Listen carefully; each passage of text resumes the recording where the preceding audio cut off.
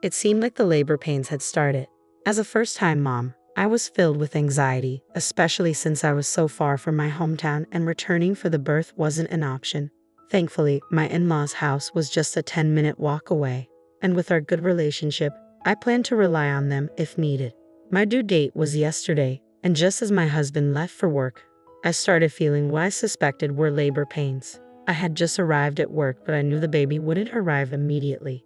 I decided to keep an eye on things and let my husband know if anything changed. Despite my growing anxiety, my husband George seemed strangely indifferent. Reflecting on it now, I realized his behavior had been off for a while. My name is Ellie. At 32, I'm a full-time housewife, having left my job upon discovering I was pregnant.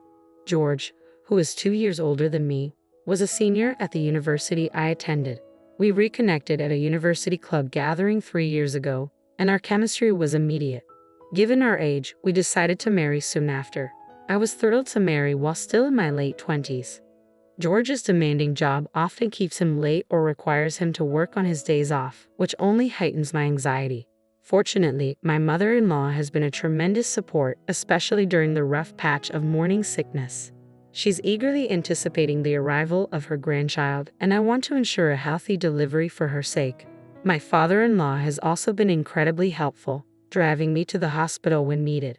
I'm truly blessed with such wonderful in-laws. Yesterday was my due date, and my anxiety spiked as I noticed no signs of labor starting. I voiced my concerns to George before he left for work, but he seemed irritated and hurried. If the labor pains haven't started, it means it's not time yet. There's no point in overthinking it. The baby will come when it's ready, he said dismissively before heading out. I wasn't asking for him to do anything specific. I just wanted him to understand and empathize with my anxiety.